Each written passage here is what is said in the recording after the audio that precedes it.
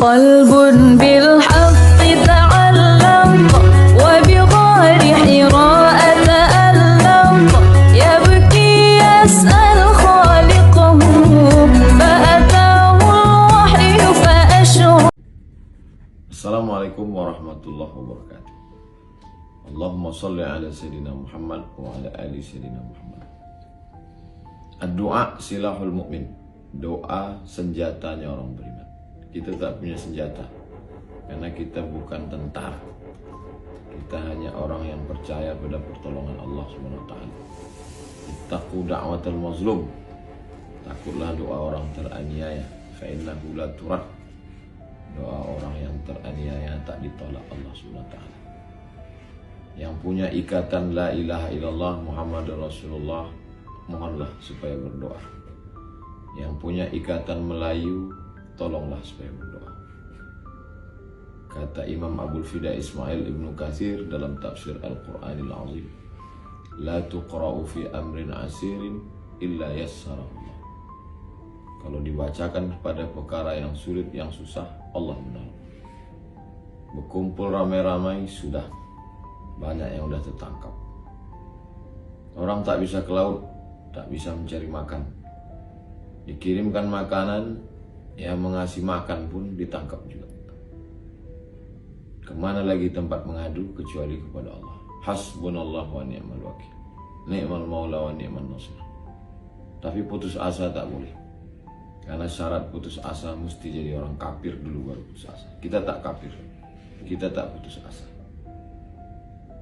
Negeri ini punya orang Melayu, orang yang sangat cinta kepada negara kesatuan Republik Indonesia, yang berjuang karena Allah Subhanahu wa Ta'ala. Memohon kepada semua saudara-saudara yang ada ikatan Melayu, ikatan Islam, ikatan negara kesatuan Republik Indonesia, yang ada di Brunei Darussalam, yang ada di Malaysia, yang ada di Singapura, yang ada di perantauan dari Sabang sampai Papua, minta kepada Allah habis sholat subuh, habis sholat maghrib, habis sholat tahajud malam, baca surah Yasin tepat pada innama amruhu idza arada syai'an ayyakula lahu kun fayakun. Minta kepada Allah supaya Allah berikan hidayah kepada orang-orang yang punya kekuasaan, supaya diberikan Allah Subhanahu wa Ta'ala pertolongan, supaya selamatlah hendaknya kampung-kampung tua yang ada di Rempang. Al-Hazih niyah untuk niat yang baik ini. Al-Fatihah. A'udzubillahi minasyaitonirrajim. Bismillahirrahmanirrahim. Alhamdulillah rabbil alamin. Ar-Rahmanirrahim. Maliki yaumiddin. Iyyaka na'budu wa iyyaka nasta'in. Ihdinas shiratal mustaqim. Shiratal ladzina an'amta 'alaihim ghairil maghdubi 'alaihim waladdallin. Insyaallah kita laksanakan habis sholat maghrib. Hari ini hari Ahad. Hari Ahad, hari yang pertama menurut hitungan hari. Hari Ahad habis sholat maghrib. Hari Ahad bulan Rabiul Awal habis sholat maghrib, baca surah Yasin, dilanjutkan terus sampailah hari Allah memberikan pertolongan. Setiap habis sholat baca surah Yasin sampai pada innama amruhu idza arada syai'an ayyakula lahu kun fayakun. Berkat kun fayakun ya Allah, tolong kami ya Allah, tolong saudara-saudara kami di Rempang. Mereka saudara kita. Bayangkan kalau itu makcik kita, pakcik kita, ayah kita, mak kita, kampung kita. Apa rasanya kalau kampung kita, rumah kita mau diambil orang? Itu lagi tinggal senjata minta tolong kepada Allah. Assalamualaikum warahmatullahi wabarakatuh. Ustadz, kalau ceramah gugup grogi enggak?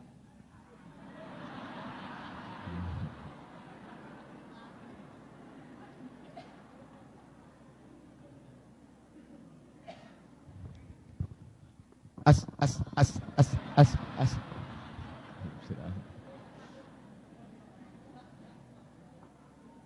Nampak tamu awak tanamkan dalam diri awak bahwa tanah yang awak pijak kau tanah punya Allah. Betul?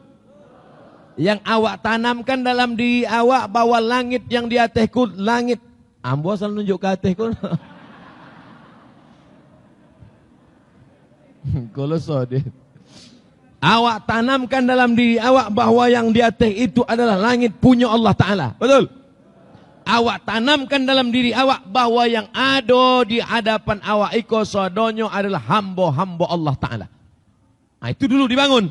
Yang kupijak tanah Allah, yang menaungi aku langit Allah, yang kuhadapi ini hamba Allah, yang kusampaikan ini kalam Allah. Tolong kasih aku kekuatan ya Allah. La haula wala quwata illa billah. Jadi itu, ya ndak perlu baca jampi-jampi kat kang telinga bosi mulut tu songkang gitu kunci-kunci Allah, kunci Muhammad.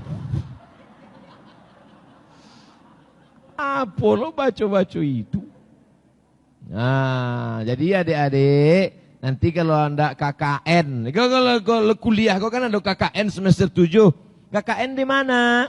Di Simpang Kelayang. Nah, ingat posan Ustaz Somad. Nang kupijak bumi Allah, yang dia teh langit Allah, dan ku hadapi ku hamba Allah, bagi ambo kekuatannya Allah. Assalamualaikum warahmatullahi wabarakatuh. Itu teorinya. Waktu praktek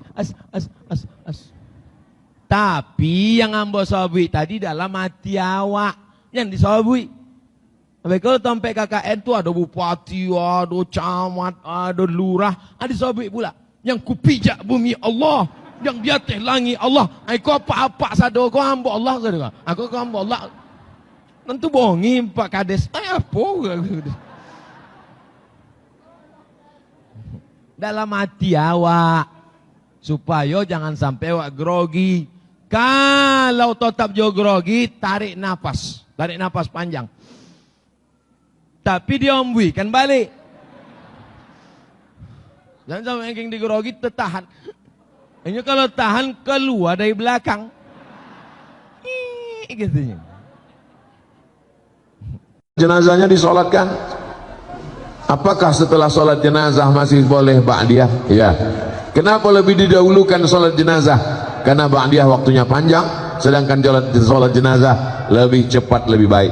Jadi kalau ada orang meninggal pagi, jangan sampai besok pagi baru dikebumikan. Paling bagus hari itu juga. Boleh orang dimakamkan malam, boleh. Boleh dikuburkan malam.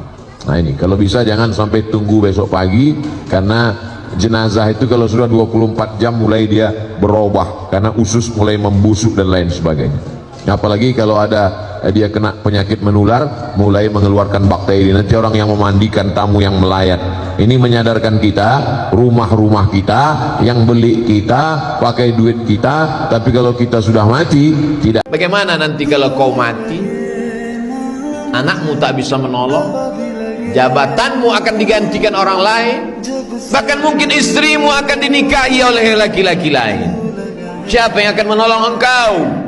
Hari ini begitu sibuknya mencari dunia sampai melupakan Allah, melupakan dirinya, bahwa dia akan kembali tidak membawa apa-apa. Jangan heran ketika rezeki berlimpah, di situ keinginan bertambah. Jangan heran ketika badan sehat, disitulah lalai lupa datang. Krisis kita bukan krisis politik, bukan krisis ekonomi, bukan krisis ilmu pengetahuan. Karena orang yang berilmu, profesor, doktor banyak, orang yang kaya melimpah ruah banyak. Krisis kita adalah krisis orang yang tidak takut kepada Allah. Nikmat terbesar bagi kita hari ini bukan kaya, karena banyak orang yang kaya tapi harta tidak bisa menolong di hadapan Allah. Nikmat terbesar bagi kita hari ini bukanlah jabatan. Kenapa banyak jabatan tapi tidak bisa menolong melepaskan dari neraka jahanam? Kalaulah manusia itu mulia karena jabatan, maka Fir'aun jauh lebih mulia. Kalaulah manusia itu mulia karena harta, maka Qarun sampai hari ini harta yang tertimbun di dalam tanah. Kalaulah orang mulia karena otaknya, maka tidak ada yang lebih cerdas daripada Haman. Tapi kemuliaan terletak pada Allahumma ja'al akhir kalamina, ya Allah jadikanlah akhir kalam kami inda intihai ajalina, ketika ajal sampai, yang terakhir ucapan akhir yang keluar dari mulut adalah la ilaha illallah. Di antara tanda-tanda dekatnya hari kiamat itu adalah, dalam hadisnya ada 5. Yang pertama, yataqarabuz zaman. Zaman, masa, waktu makin pendek. Yang kedua adalah wa yanqusul ilmu. Ilmu semakin berkurang. Kalau sudah ilmu berkurang, apa yang bertambah? Jahil. Maka datang penyakit syuh. Yang ketiga, apa itu syuh? Hubbud dunya, hubbul mal, wa tuhibbul mala hubban jamma. Engkau sayang kepada harta amat sangat sayang. Dia pegang semuanya sampai tak meleleh, tak menetes walaupun satu tetes. Keempat, wa tazharul fitan. Banyaklah fitnah, siksa. Yang terakhir, yang kelima, wa yakthurul haraj. Wa yakthurul haraj. Banyak terjadi haraj, kata Nabi. Sahabat pun bertanya, ya Rasulullah, wamal haraj? Apa haraj itu ya Rasulullah? Kata Nabi SAW, al-haraj al-qatlu. Nanti di akhir zaman itu akan banyak pembunuhan.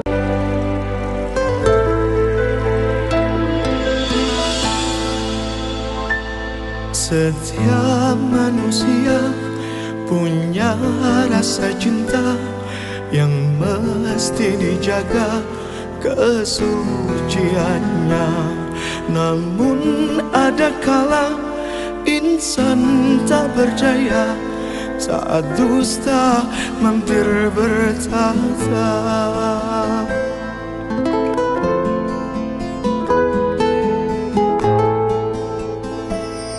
Ku inginkan dia yang punya setia dan mampu menjaga kemurniannya.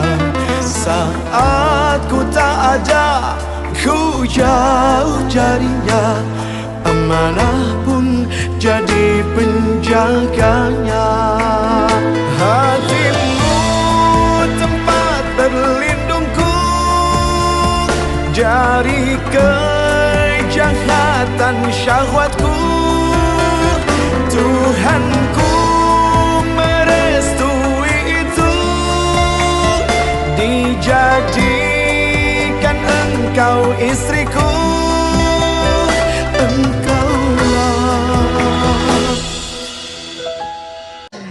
Cikini kegondang dia, orang iri hidupnya gak bahagia. Cikampek ke Purbalingga, hidup capek kalau ngepoin tetangga. Cianjur ke kampung sawah, banyakin syukur daripada ngegibah. Palembang sampai Magelang, hidup tenang gak ngurusin hidup orang. Nih, nikah sama laki-laki, pura-pura masuk Islam. Setelah anak 3, barulah sadar nih perempuan ini. Perempuan ini udah ikut juga murtad, balik. Ditinggalkannya suami, ditinggalkannya anak, karena dia takut mati masuk neraka. Dikejar-kejar. Oh, tak 1-2 kejadian. Maka hati-hati memilih calon menantu. Tapi kalau sudah disaksikan dia sholat subuh berjamaah, sudah ikut dia pengajian, husnuzon kita, terimalah. Iyakunu fuqara yughnihimullah. Kalau dia susah, Allah mengasih rezeki. Apa gunanya menantu kaya raya, mobil mewah, rumah besar, tak beriman kepada Allah SWT? Di mana letak ketenangan? Kita mau mati dalam keadaan husnul khotimah. La ilaha illallah. Bukan dibawa mobil mewah, bukan dibawa emas yang setumpuk itu. Yang dibawa cuman kain kafan.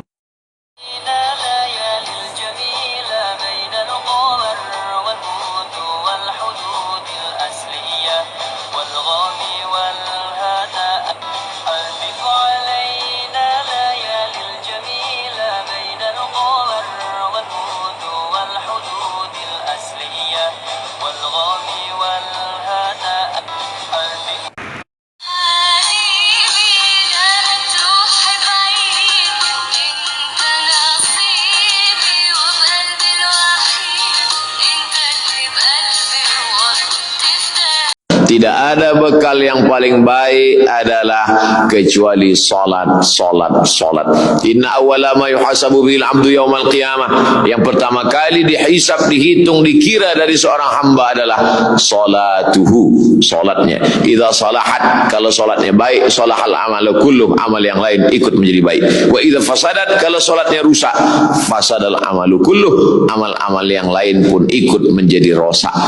Tidak akan mungkin atap kubah ini elok kalau tiangnya lapuk. Kenapa tiang tegak berdiri kubah? Sebab tiangnya adalah tiang-tiang yang kokoh. As-salatu imaduddin. Salat adalah tiang agama. Yang pertama kali ditanya nanti adalah salat.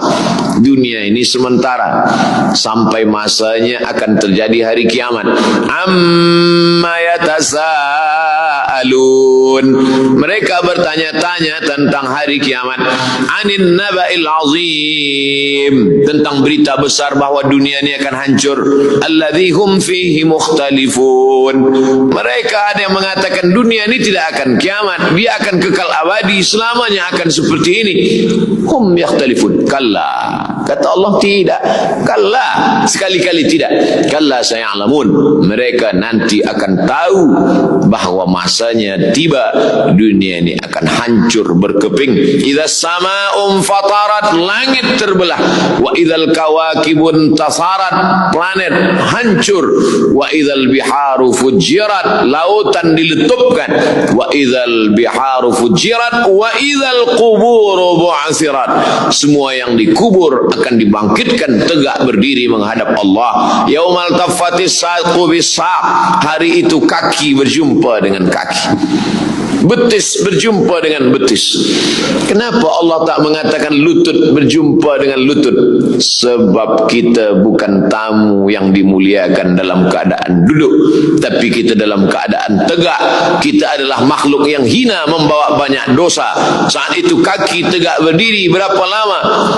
Ada yang tenggelam kerana panas terik padang mahsyar sampai peluh ke mata kaki. Ada yang sampai ke pinggang, ada yang sampai ke bahu, ada yang sampai ke leher, ada yang sampai tenggelam. Akhirnya mereka datang menghadap kepada Nabi Adam alaihissalam. Adam, kami tak tahan tegak lama di padang mahsyar. Menghadaplah kepada Allah Adam, supaya Allah putuskan mahkamah, supaya Allah buka pengadilan ini. Apa kata Adam? Aku tak sanggup menghadap Allah. Aku malu menghadap Allah. Sebab dulu Allah berkata, la taqraba hadhihi syajarah, jangan kau dekati pokok kayu ini. Aku bukan hanya mendekati, tapi aku makan buahnya, buah kuldi. Malu. Adam berdoa, Rabbana zalamna anfusana wa illam taghfir lana wa tarhamna lanakunanna minal khasirin. Doa yang paling tua dalam Quran adalah doa Nabi Adam. Rabbana zalamna anfusana wa illam taghfir lana wa tarhamna lanakunanna minal khasirin. Kita tak pernah lupakan doa ini. Kita selalu bawa doa ini, karena ini doa awal manusia, doa Adam alaihissalam. Datang mereka kepada Nabi Nuh alaihissalam. Nabi Nuh, menghadaplah kepada Allah. Kata Nabi Nuh, aku malu menghadap Allah. Sebab apa? Sebab dulu datang banjir besar, aku pun mengajak anakku untuk naik ke atas sampan.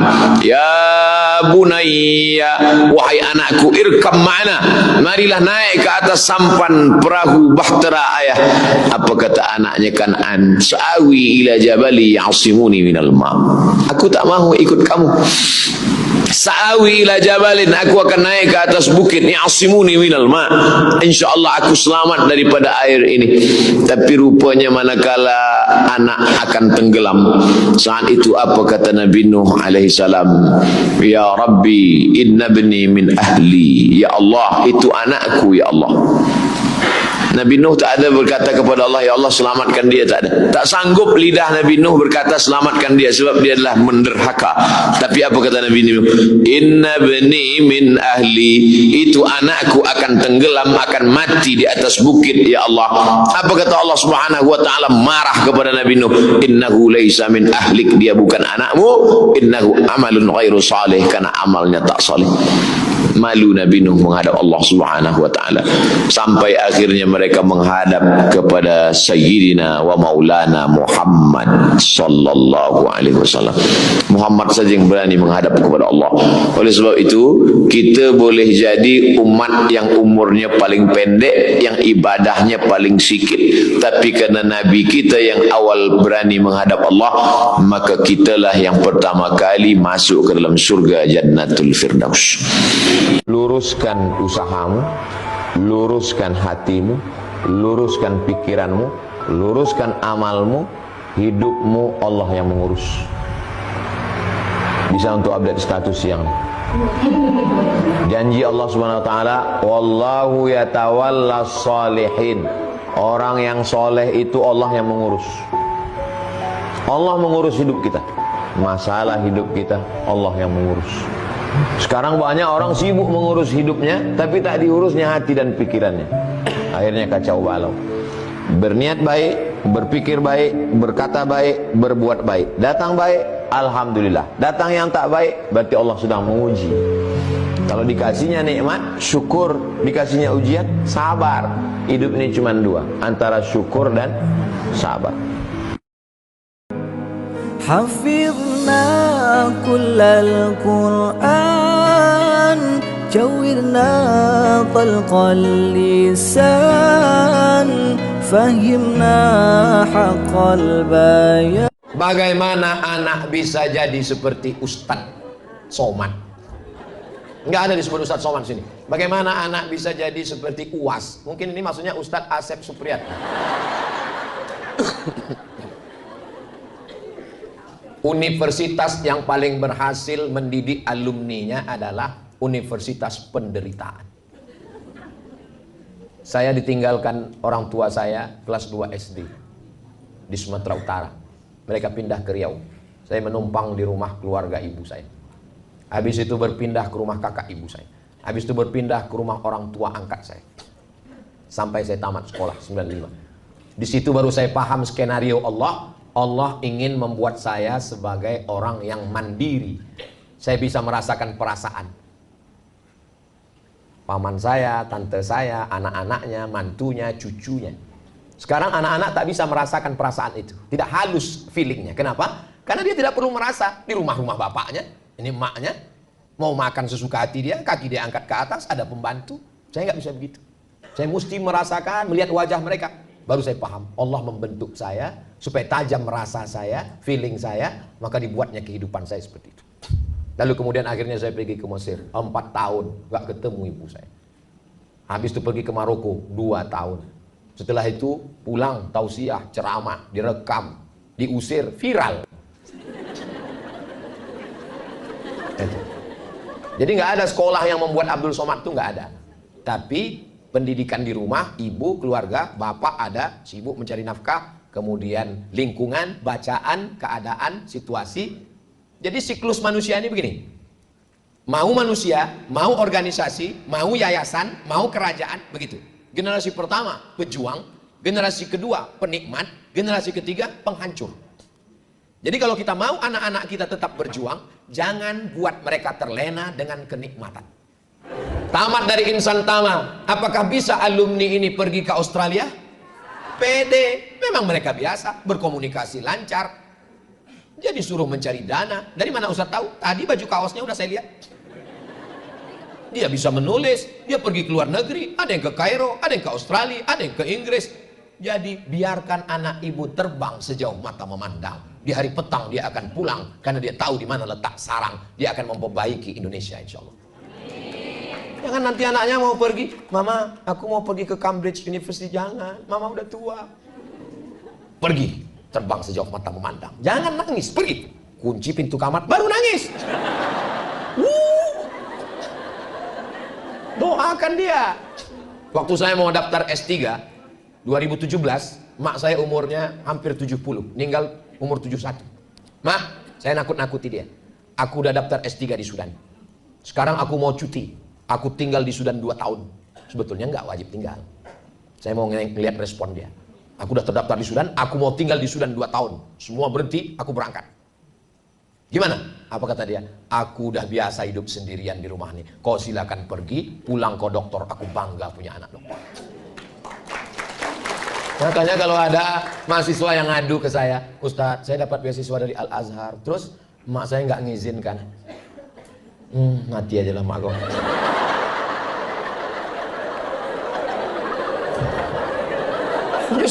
Justru kalau anak ini berhasil kan dapat pahala mengalir sampai hari kiamat.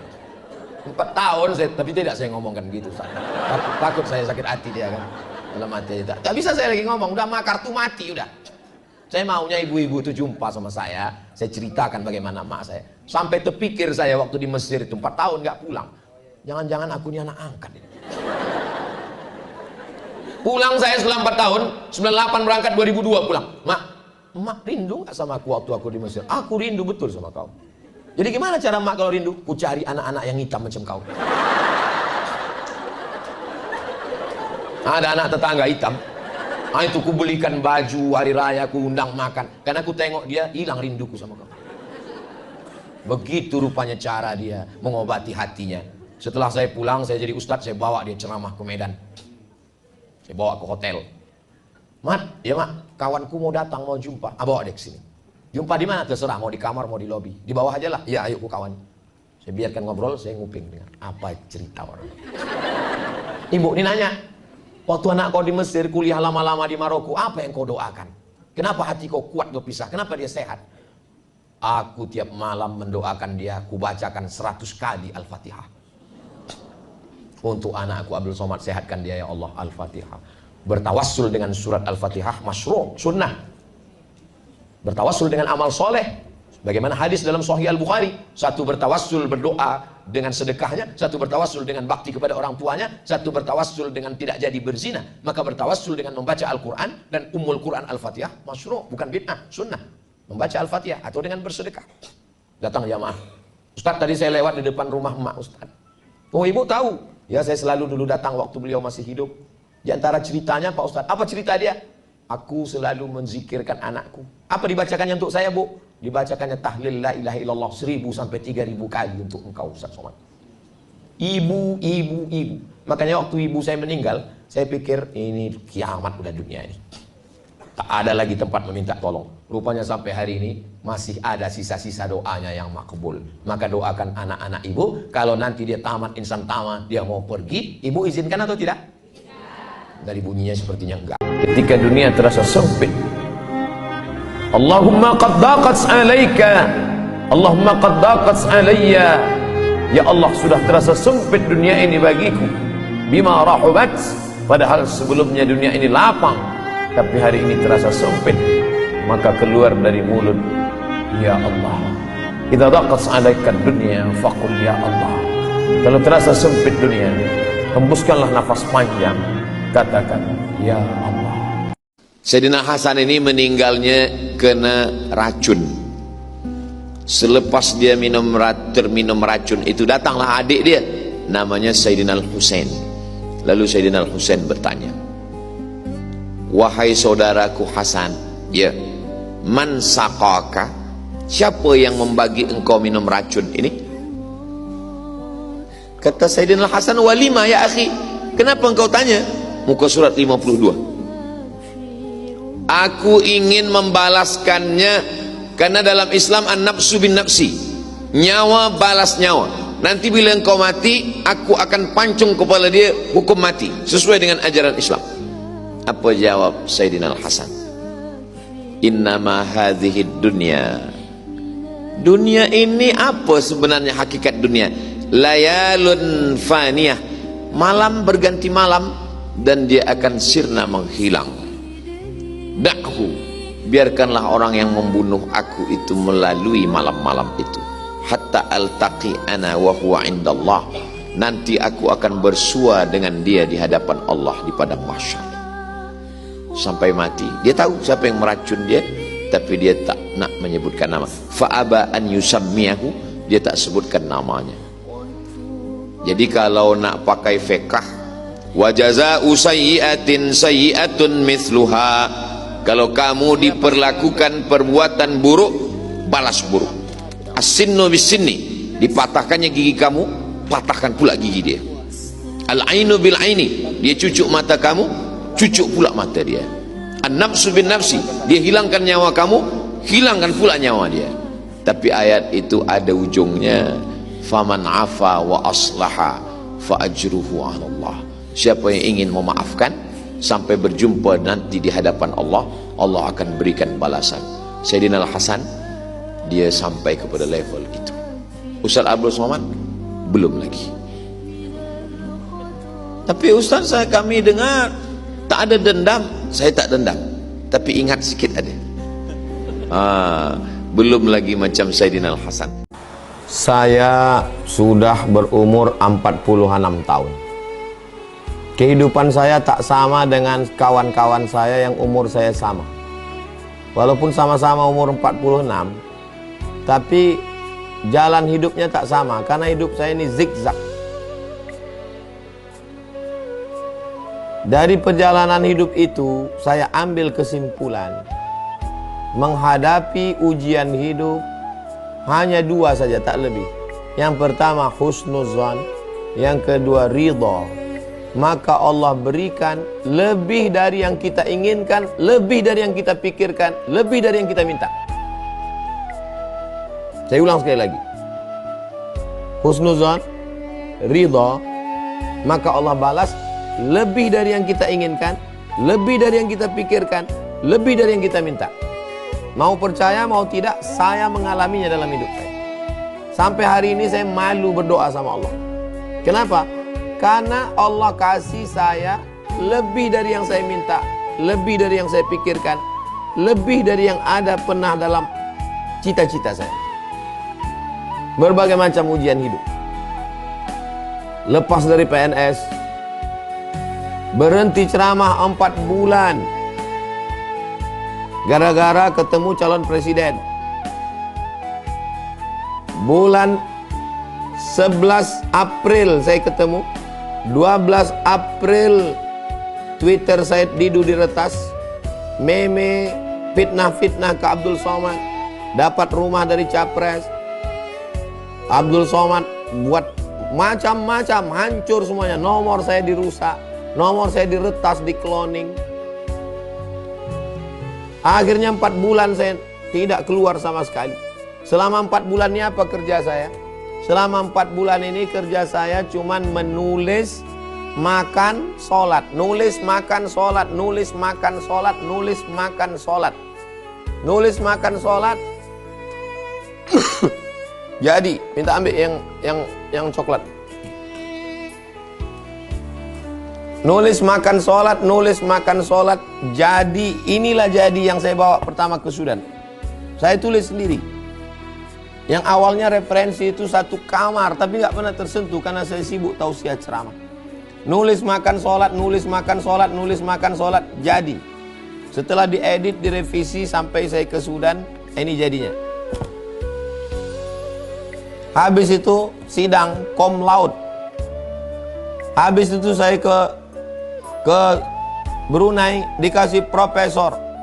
Tidak pernah terpikir di kepala saya akan profesor luar negeri. Tak pernah saya berdoa sekalipun. Lakukan apa yang disuruh Allah, minta sama Allah, ngadu sama Allah, usaha maksimal. Kalau sesuai doamu dengan yang terjadi, bersyukurlah. Kalau tidak sesuai apa yang kau minta dengan yang terjadi, ridhalah. Wala saufa yu'tika rabbuka fatardo. Allah kasih kepadamu apapun yang kau mau selama kau ridha. Tapi memang nggak bisa diceramahkan, nggak bisa diomongkan. Saya berusaha untuk membahasakannya, tapi ibarat memanah, nggak kena dia, nggak kena. Saya berusaha untuk menjelaskannya dengan bahasa, dengan kata, dengan cara ngomong, nggak mengena dia. Sampai akhirnya antum mengalami dalam hidup antum. Dan setelah itu antum merasakan yang macam saya rasakan. Habis itu baru antum bilang, memang betul yang Ustaz sampaikan kemarin. Betul kan? Betul. Apanya yang betul? Pokoknya betul lah Pak Ustaz. Karena antum pun tak bisa menceritakannya. Ini ada yang lebih detail lagi. Detail. Saya berangkat ke Sudan bulan Juli. Bulan Juli 2019. Bulan Juli 2019 saya bawa ini. Saya berharap saya disidang. Apa yang terjadi ketika dicek komputer? Tidak bisa sidang karena kurang 4 bulan. Anda terdaftar bulan November 2017. Anda sekarang datang bulan Juli. Mestinya sidangnya Agustus, September, Oktober, November. Kurang 4 bulan. Saya datang ketemu rektor. Saya tidak langsung husnuzon. Oh udahlah husnuzon aja. Enggak. Saya datang jumpa Pak Dubes. Pak Dubes. Kata Pak Dubes kita jumpa rektor. Profesor Hasan Abbas. Kata Profesor Hasan Abbas, saya tidak bisa menyidangkan Anda. Karena ini keputusannya bukan keputusan rektor. Tapi keputusan Menteri Pendidikan Tinggi. Kata Pak Dubes, Allahumma firlahu warhamhu wa'afihi wa'afu anhu. Beliau sudah meninggal. Duta Besar Indonesia untuk Sudan. Sangat membantu saya. Kata Pak Dubes, ini keputusan negara. Kita tidak bisa intervensi Ustadz Somad. Akhirnya saya pulang. Saya pulang bulan Agustus. Agustus, September, Oktober, November saya pulang. Desember saya baru datang lagi. Desember 11 Desember 2019 saya sampai di Sudan. Akhirnya begitu begini begono, baru saya disidang di akhir Desember. Apa sebenarnya rencana Allah di sana? Karena 3 Desember ada isu besar yang menyerang saya. 3 Desember isu besar menyerang saya, diviralkan seluruh Indonesia tentang fitnah-fitnah luar biasa. 3 Desember 2019. Bagaimana cara Allah memukul isu itu? Dengan disidangkannya disertasi.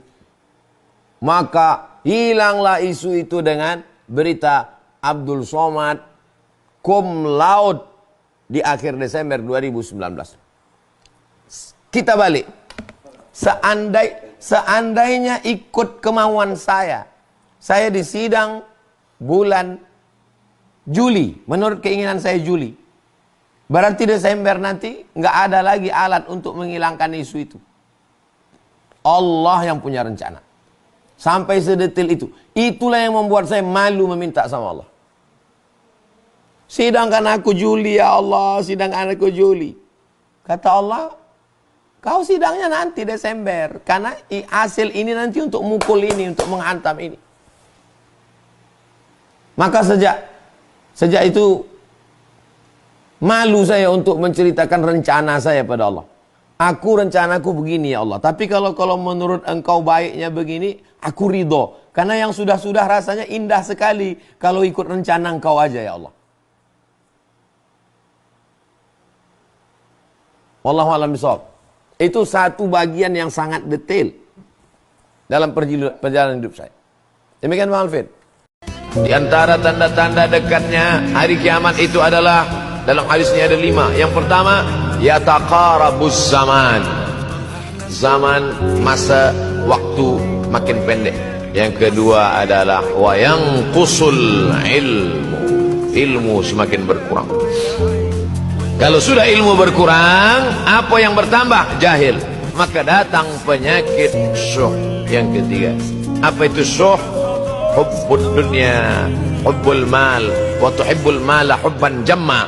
Engkau sayang kepada harta, amat sangat sayang. Dia pegang semuanya sampai tak meleleh, tak menetes walaupun satu tetes. Keempat, wa tazharul fitan. Banyaklah fitnah, siksa. Yang terakhir, yang kelima, wa yakthurul haraj. Wa yakthurul haraj. Banyak terjadi haraj, kata Nabi. Sahabat pun bertanya, ya Rasulullah, wa mal haraj? Apa haraj itu ya Rasulullah? Kata Nabi SAW, al-haraj al-qatlu. Nanti di akhir zaman itu akan banyak pembunuhan. Apa sifat bawaan seorang perempuan itu? Aslinya perempuan itu bagaimana? Yang pertama, perempuan itu sifatnya adalah sebagai yang mendatangkan ketenangan. sebagaimana Adam alaihi salam di dalam surga yang begitu indah, tajri min tahtihal anhar, air mengalir, buah-buahan, tapi hatinya tetap tidak merasa tenang sampai akhirnya ada perempuan. Fitrah perempuan maksudnya sifat bawaan asli perempuan itu adalah menenangkan. Makanya kalau anak menangis, itu yang bisa menenangkan ibunya, bukan handphonenya, bukan Upin Ipin. Ibu bisa menenangkan. Saya kalau disuruh tausiah tabligh akbar di tanah lapang, tidak angkuh, tidak sombong, tidak takbur, insya Allah. Tapi kalau menghadapi anak-anak TK, angkat tangan saya. Makanya sudah berapa kali wisuda TK Az-Zahra, saya angkat 10 jari satu kepala dengan ustazah-ustazah yang bisa membuat anak-anak ini tenang, bisa menghafal Al-Quran. Kita untuk membuatnya perhatian aja susah sulit. Mari kita dengarkan tausiah yang akan disampaikan oleh Datuk Sri Ulama Asia Tenggara Profesor Abdul Somad. Tak ada yang peduli anak-anak itu. Tapi begitu ibu-ibu ini datang, tenang semuanya. Di balik keberhasilan anak-anak TK di atas pentas, sesungguhnya di balik layar itu ada ibu-ibu guru TK yang luar biasa. Apa hukumnya isbal, Pak Ustadz? Isbal itu apa ya? Isbal itu artinya kaki celana menutupi mata kaki. Ini namanya isbal nih. Ini namanya isbal nih. Sarung, kaki celana, jubah menutup mata kaki. Iki jenenge isbal. Maka ma asfalal ka'baini finnar. Kalau di bawah mata kaki masuk neraka, mlebu nang neraka. Siapa yang pakai celana kain di bawah mata kaki masuk neraka. Ini masuk neraka lah ini. Makanya memahami hadis tidak bisa satu saja. Ada hadis satu lagi mengatakan man jarra thawbahu khuyala, kalau sombong, kalau di bawah mata kaki sombong baru masuk neraka. Kalau nggak sombong nggak apa-apa, kata Imam Syafi'i. Kalau nggak sombong nggak apa-apa, kata Imam Nawawi dalam kitab Riyadhus Shalihin. Kalau nggak sombong nggak apa-apa, kata Imam Sun'ani dalam kitab Subulus Salam. Kalau nggak sombong nggak apa-apa, kata Imam Syaukani dalam kitab Nailul Autar. Kalau nggak sombong nggak apa-apa, kata Syekh Atiyah Sokor dalam kitab Fatawa Azhar. Kalau nggak sombong nggak apa-apa, kata Syekh Qardawi dalam kitab Kaifana Ta'amal Ma'as Sunnah. Maka ada orang yang baik kepada manusia, rajin membantu, dermawan, murah tangannya untuk memberikan pertolongan. Tapi kenapa dia dikatakan sombong? Sombongnya bukan kepada manusia. Matarul haq, menolak kebenaran. Orang yang rajin berbagi tapi tidak sholat, sombong. Orang yang suka berbagi tapi tidak mau menundukkan keningnya kepada Allah, sombong. Bukankah dia baik?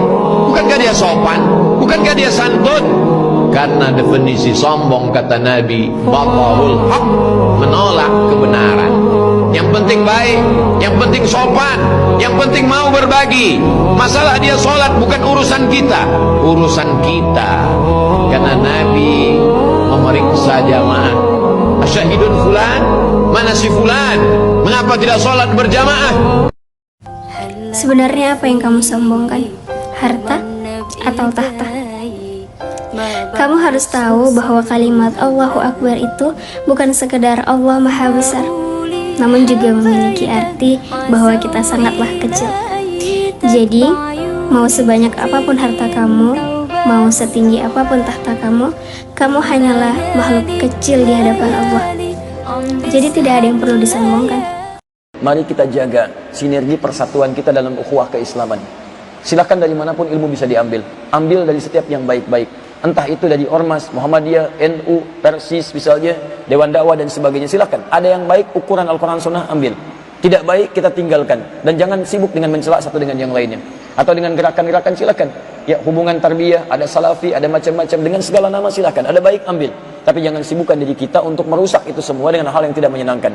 Karena Nabi telah memberikan kabar bahwa akan tiba nanti di masa-masa depan dajjaluna kadzabun, para pendusta, dusta masalah agama. Tapi hebatnya orang ini disebut oleh Nabi dalam tafsir hadis, lihat, datanglah dia dengan hal-hal yang tidak diketahui. Datang, bahkan disebut syaitanun yatamatsalu fir rajul, sebetulnya jiwanya setan, cuman dia hadir dalam bentuk manusia. Datang di tengah-tengah masyarakat, tiba-tiba mengacau, fayatafarraqun, dia memberikan informasi palsu, menyampaikan yang palsu, terus masyarakat terpecah belah. Dan orang ini nggak diketahui siapa dia. Nah, ini hati-hati teman-teman sekalian. Anda yang bergaul dengan media sosial, lihat, yang suka motong-motong video dan sebagainya. Saya nggak pernah komentari hal-hal yang tidak penting. Tapi kemarin saya sengaja masuk pada satu akun yang menyoal banyak hal, saya masuk. Ada mengatakan, Ustadz jangan terpancing. Bukan, memang saya sedang mancing yang tidak baik, sehingga muncullah akun-akun yang tidak baik itu muncul. Saya data, oh ini rupanya ini. Setelah itu saya tinggalkan, dan sudah paham siapa ini. Termasuk juga yang terkecohnya, oh ini ustadz ini yang muncul begini, langsung komentari, lihat, oh menghasilkan jamaah yang seperti ini. Kita analisis, setelah itu apa yang dilakukan? Bukan mencela, kita doakan, ya Allah berikan petunjuk kepadanya, berikan kesadaran kepadanya.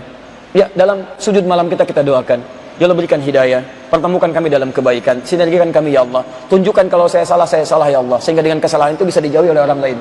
Tunjukkan kalau benar itu benar ya Allah, sehingga dengan kebenaran itu mendekat kepadamu ya Rabb. Dan itu indah. Antum doakan guru-guru kita supaya bersatu dalam kebaikan. Kemudian setelah itu kita hadirkan ketenangan, baik kita ambil, buruk kita tinggalkan. Dan yang terakhir, saya sarankan kepada para pembelajar, terakhir banget karena tadi yang terakhir ya, ayo jaga adab, jaga kebaikan-kebaikan. Ya, termasuk yang siswa yang tadi dari Madinah yang saya sayangkan dari sikapnya tadi, ya saya kira Anda perbaiki dirilah. Ya, perbaiki diri. Saya sebetulnya hanya ingin mencoba mengabulkan apa yang Anda mintakan. Dia orang ini minta supaya diongkosin. Ya, kemudian menghujat kita habis-habisan. Minta diongkosin, kalau mau ketemu ayo ketemu, ongkosin saya. Ya, bahkan dia ukur, ya, ini tiketnya sekian, ini sekian, 10.000 sekian real. Alhamdulillah, ayo kita ongkosin. Saya mau tulis surat, saya kirimkan ke rektornya sekalian, karena orang ini minta untuk keluar, ya, kemudian menantang kita untuk ini, untuk itu, minta diongkosin. Saya siapkan suratnya, kemudian kita mau telepon ke kedutaan di Indonesia di Arab Saudi, sekretaris 3-nya ada di kelas saya bawakan suratnya, minta jadi utusan ke sana, ke rektornya, sampaikan, kita ongkosin, kita bawa ke sini, kalau perlu kita fasilitasi, sampaikan kesalahan saya di hadapan antum semua, ya, atau di hadapan dubes di Istiqlal tanggal 17, kita undang dia, sampaikan, ayo, ya, itu sesungguhnya Anda yang minta, kita kabulkan. Tapi kemudian saya dapat beberapa balasan, anak itu klarifikasi, maksudnya bukan ke antum Ustaz, maksudnya ke orang lain, maksudnya begini, antum itu, saya ini orang yang cukup detil, semua pernyataan antum saya sudah punya semua, tanggalnya, jamnya, kapan, statusnya, segalanya sudah ada semua. Ya, makanya hati-hati dengan pembicaraan, kalau sedang masih belajar, jangan banyak mencela orang lain. Begitu kemudian disampaikan, antum tidak siap dengan itu. Ustaz, kalau mau bertemu, tolong jangan sekarang, saya mau ujian, gini-gini dan sebagainya. Kalau nanti Ustaz umroh baru kemudian kita bertemu, antum ini gimana? Tadi mencela, sekarang sudah berbeda. Tadi begini, sekarang sudah begini. Kalau masih belajar sudah begini, bagaimana saat jadi dai nanti?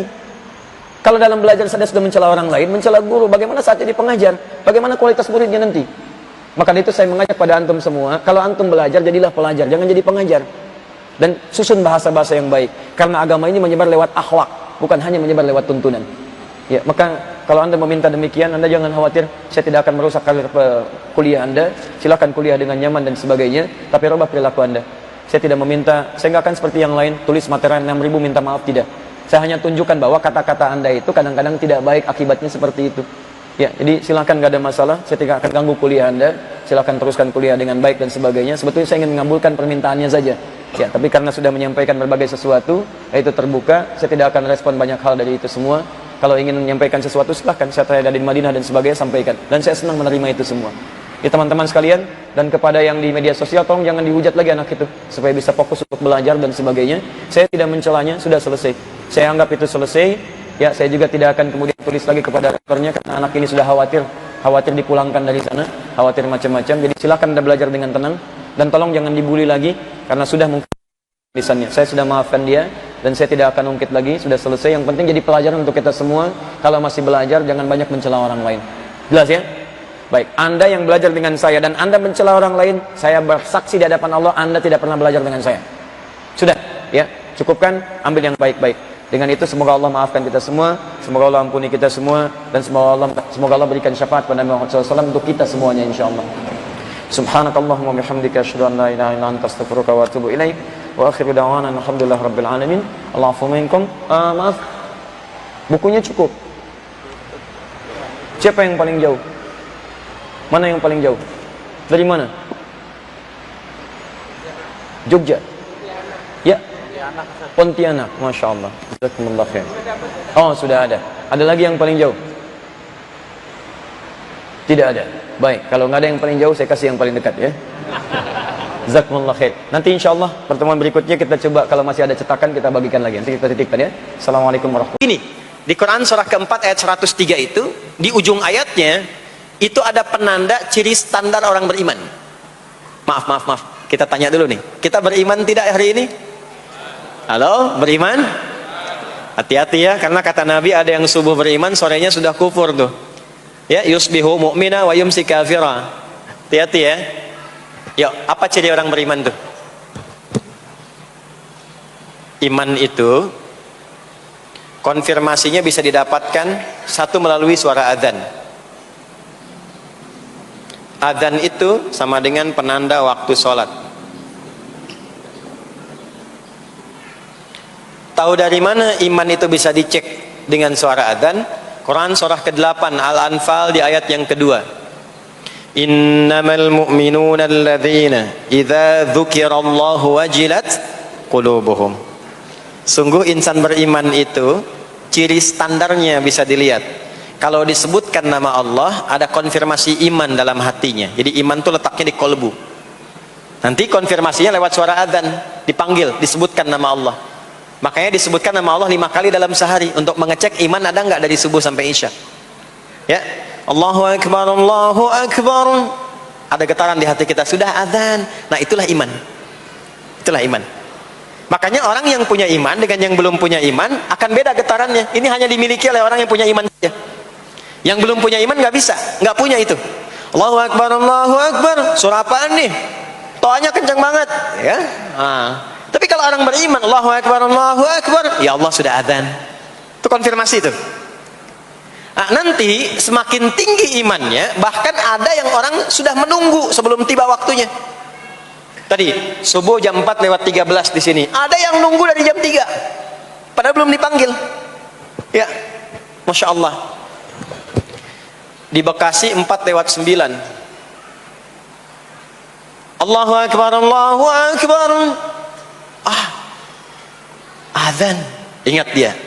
Nah, itu ciri beriman. Cuman imannya standar. Jadi bukan iman yang kuat, standar. Kuat belum, lemah tidak. Allahu Akbar, Allahu Akbar. Jam 4:09, jam 3 sudah bangun. Nunggu itu iman yang kuat. Masya Allah. Ada yang baru subuh dan nunggu isya. Ditunggu. Kuat.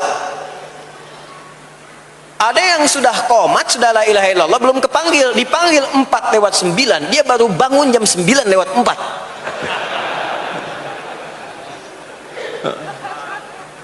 Tuh.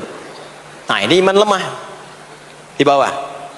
Ciri standar karena dipanggil ingat, maka ciri standar orang beriman itu tahu waktu sholat. Harus tahu Pak, Bu. Itu standarnya. Itu ada di Quran surah keempat di akhir ayat 103. Inna salata kanat 'alal mu'minina kitaban mawquta. Kalau pakai terjemah balaghah itu bunyinya begini, sungguh orang beriman itu pasti tahu waktu sholat. Nah, jadi kalau ditanya jam berapa zuhur nanti belum bisa kita jawab dengan sempurna, itu artinya apa? Imannya belum naik itu ke level standar, belum menguat. Ya, ini poinnya. Nah, nanti kapan waktu sholat itu tiba? Kalau ada yang belum ingat, jangan dibiarkan tidak ingat. Makanya kata Al-Quran, saling menjaga ya waktu sholat itu. Jangan sampai di keluargamu, ada temanmu, kolegamu, bahkan tetanggamu itu nggak tahu waktu sholat. Bahkan nggak sholat, itu bahaya. Kalau memang sayang sama anak, ingatkan. Sayang istri dengan suami, ingatkan. Tanda istri beriman yang cinta dengan suaminya, tanda pertamanya ketika mengingatkan suaminya pada semua hal yang disukai oleh Allah. Begitu sebaliknya. Maka kata Al-Quran, hafidhu, saling menjaga. Tidak ada dosa yang paling besar kecuali 3. Ala adullukum ala akbaril kabair. Maukah kalian kutunjukkan dosa terbesar di antara dosa besar?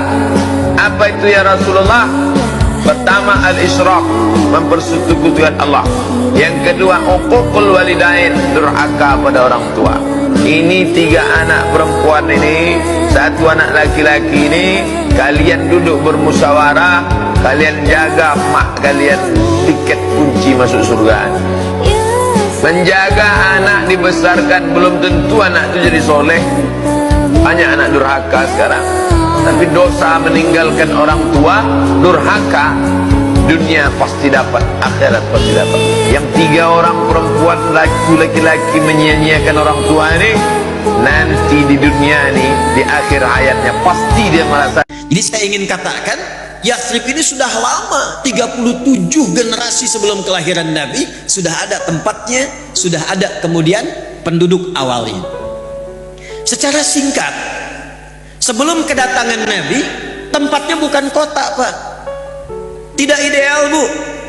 Maaf, pasarnya rusak. Yang menguasai Yahudi, harga suka-suka, kecurangan paling banyak, sampai viral. Dulu sudah ada viral. Cuman belum ada like, share, and komen. Komen sudah ada, subscribe yang tidak ada. Jadi pasarnya rusak. Yang kedua, komersial tinggi. Pertengkaran itu banyak. Ada 2 suku besar, namanya Aus dengan Khazraj. Itu kalau ada di Aus yang luka, di Khazraj mesti luka. Kalau ada yang meninggal, satu suku lain mesti ada yang tewas. Jalanan tak tertata, sosial konflik tinggi. Anda bayangkan, Nabi Muhammad SAW diperintahkan oleh Allah hijrahnya ke tempat yang belum ideal, untuk memberi contoh nanti di masa datang. Dan nanti kurikulumnya oleh Imam Muslim ditempatkan dalam kitab sahih beliau dengan nama Kitabul Imarah, bab tentang tata kota. Bagaimana nanti kalau kau mati, anakmu tak bisa menolong, jabatanmu akan digantikan orang lain, bahkan mungkin istrimu akan dinikahi oleh laki-laki lain. Siapa yang akan menolong engkau? Hari ini begitu sibuknya mencari dunia sampai melupakan Allah, melupakan dirinya, bahwa dia akan kembali tidak membawa apa-apa. Jangan heran ketika rezeki berlimpah, di situ keinginan bertambah. Jangan heran ketika badan sehat, disitulah lalai lupa datang. Krisis kita bukan krisis politik, bukan krisis ekonomi, bukan krisis ilmu pengetahuan. Karena orang yang berilmu, profesor, doktor banyak, orang yang kaya melimpah ruah banyak. Krisis kita adalah krisis orang yang tidak takut kepada Allah. Assalamualaikum warahmatullahi wabarakatuh. Assalamualaikum warahmatullahi wabarakatuh. Nama saya Novel bin Muhammad Al-Idrus. Ya, kebetulan saya dari Solo. Ya, Masya Allah.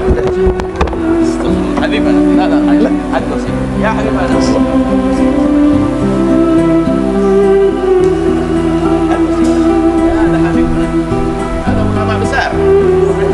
ada ulama besar, ada bin Solo, ada Habib Novel, ada tawadhu'nya ini. Kita hari ini belajar ilmu tasawuf. Kita hanya ilmu teori, prakteknya Habib Novel. Seorang alim duduk di belakang. Ayo. Kita masih belajar ilmu teori, ilmu tasawuf dengan Ibn Athaillah Sakandari. Akan tapi ada seorang alim besar, beliau seorang Habib, dzurriyyah Nabi, duduk di belakang. Ayo, kalah semuanya kita ini. Fadhal Habibana. Astagfirullah. Ya Habib, Masya Allah. Orang Masya Allah, Masya Allah. La ilaha illallah. Astagfirullah. Astagfirullah. Saya datang ini mau nanya sebetulnya. Astagfirullah. La abadan. Astagfirullah. Masya Allah. Ya, pertanyaannya sederhana. La ilaha illallah. La Habib, Masya Allah. Saya panggilnya Ustadz karena beliau Ustadz saya di pondok.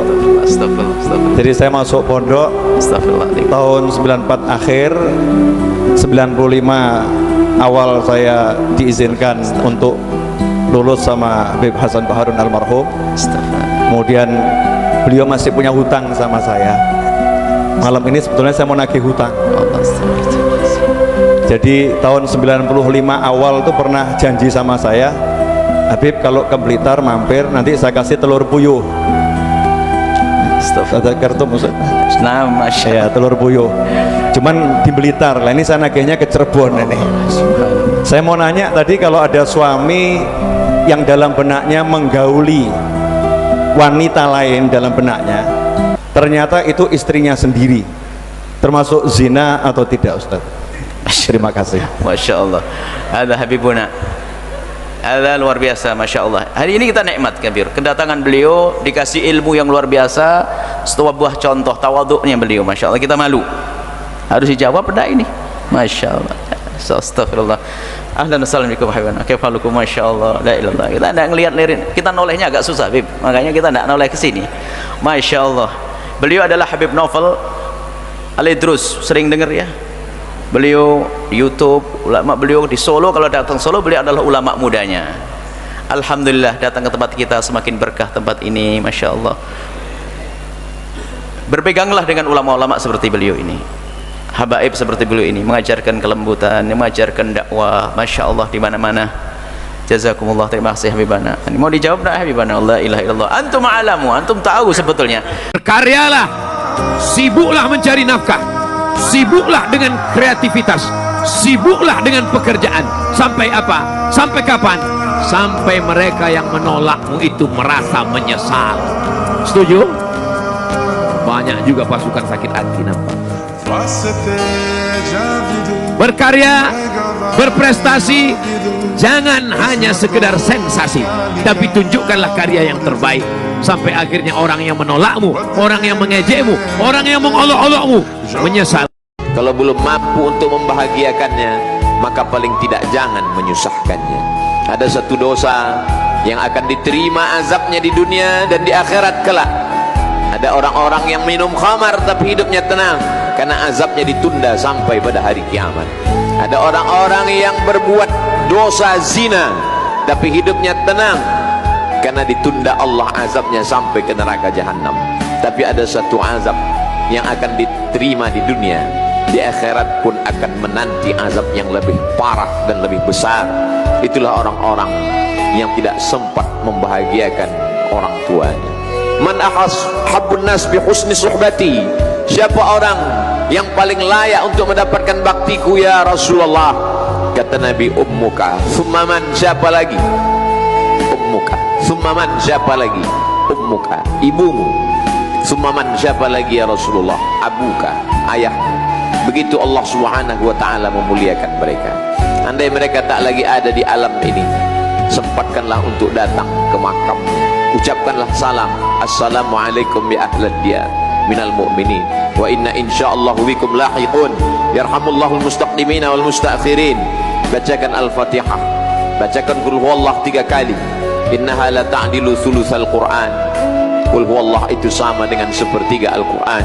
Dengan membaca 3 kali berharap mendapatkan keutamaan seperti khatam Al-Qur'an. Andai punya waktu yang lebih panjang, lebih lama, iqra'u yasin ala mautakum. Inna likulli syai'in qalbun. Segala sesuatu punya hati.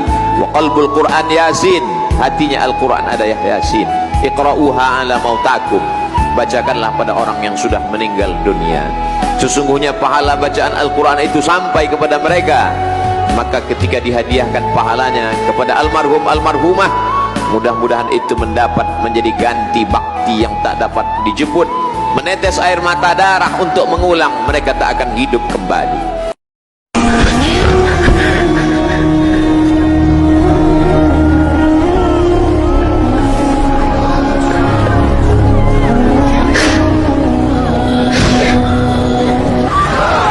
Makanya dalam surah Al-An'am ayat 32 Allah Subhanahu wa taala berfirman, Bismillahirrahmanirrahim, wa mal hayatud dunya illa la'ibu wa lahu walad darul akhiratu khairul lil ladina yattaqun afala ta.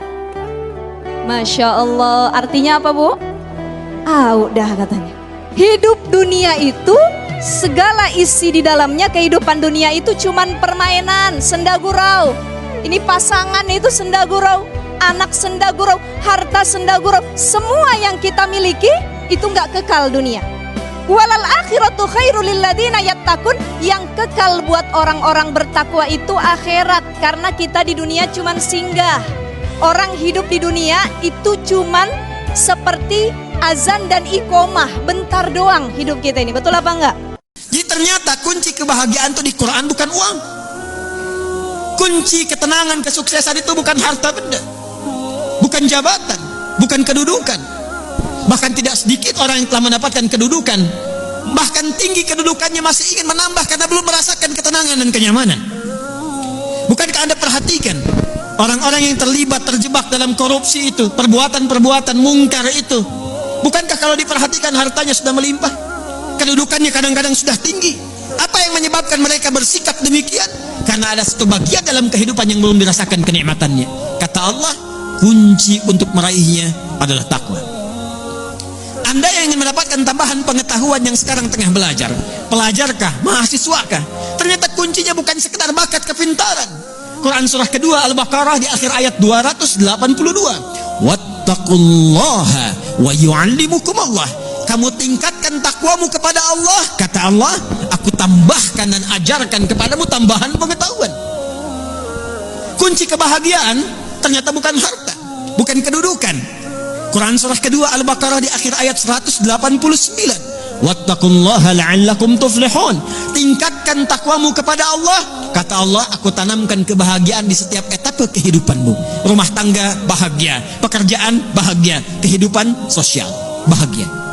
Hadirin, bukankah yang punya harta adalah Allah? Bukankah yang punya ilmu adalah Allah? Bukankah yang punya kebahagiaan adalah Allah? Tapi menariknya, kita tahu, kita menyadari yang punya ilmu Allah, yang punya harta Allah, yang punya kebahagiaan Allah. Tapi kita yang mengatakan itu semua adalah milik Allah, jauh dari Allah. Bagaimana semua itu bisa diraih?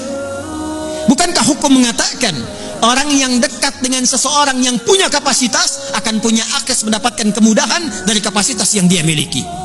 Orang yang dekat dengan pejabat dibuka akses dari jabatannya. Orang yang punya kedekatan dengan orang yang punya harta dibuka kelapangan untuk mendapatkan bagian dari hartanya. Hukum itu berlaku. Seseorang yang dekat dengan Allah, apa yang sulit bagi Allah untuk melimpahkan kepada hambanya. Jadi problemnya, kalau ada orang sukses di pekerjaan, kurang bahagia di rumah tangga, mungkin mohon maaf bukan karena kurang gelarnya, bukan karena kurang hartanya, boleh jadi yang kurang takwanya. Kalau ada orang yang merasakan kurang mendapatkan kedudukan, bukan kurang tingginya, bukan kurang hebatnya, mungkin yang kurang takwanya. Kalau ada yang merasakan ini utang piutang kenapa belum lunas juga, ini kesulitan kenapa seringkali ada di hadapan, mungkin yang kurang hebat, yang dituntut dari Anda bukan kehebatan ikhtiarnya, bukan ilmunya, bukan tenaganya, barangkali yang kurang takwanya. Itu yang menjadikan Nabi seringkali mengingatkan kepada setiap umatnya dari sejak zaman sahabat ridwanullahu alaihim jami'ah, yang diteruskan dengan riwayat sampai ke kita. Tidak sedikit kalimat Nabi yang pertama disampaikan nasihatnya, takwa. Al-Imam An-Nawawi rahimahullah saking pentingnya dengan takwa ini menyantumkan nomor hadis ke-18 dari Al-Arba'innya an Mu'adz bin Jabal wa Jundub bin Junadah radhiyallahu ta'ala anhuma anin Nabi sallallahu alaihi wasallam qala ittaqillaha haitsu ma kunta wa atbi' sayyi'atal hasanata tamhuha. Bahkan kata Nabi, kalau Anda ingin jadi orang baik, orang hebat, orang yang mudah didambakan di setiap keadaan, bertakwalah kepada Allah. Ketika takwanya meningkat, keburukannya Allah tutupi, kebaikannya nampak. Siapa yang tidak senang dengan orang baik? Kalau dia pejabat, dia akan menjadi pejabat yang baik. Kalau dia hartawan, dia akan menggunakan hartanya pada kebaikan. Kalau dia ilmuwan, dia akan kreasikan ilmunya pada kemaslahatan. Jadi siapapun yang mampu meningkatkan takwa, kata Nabi, Allah akan rubah pribadi itu menjadi pribadi yang lebih baik dan bermaslahat dengan takwanya dalam kehidupan.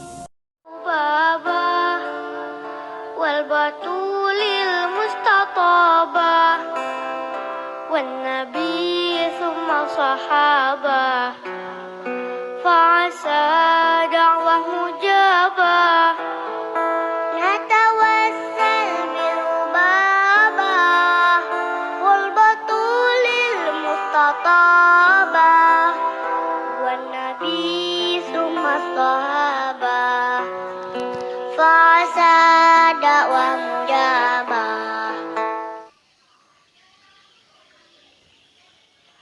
natawassal bil hubabah wal batulil mustatabah والنبي ثم الصحابة فعسى دعوة مجابة نتوسل بالربابة والبطول المستطابة والنبي ثم الصحابة فعسى دعوة مجابة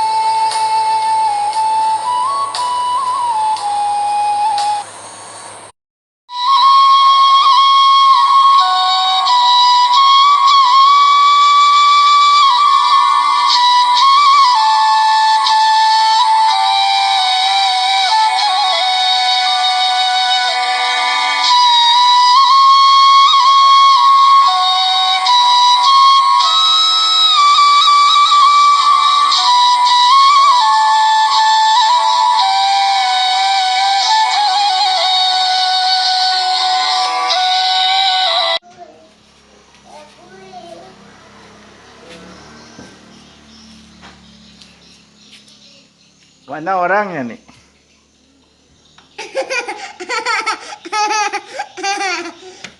Udah mau masang baju nih kayak apa nih?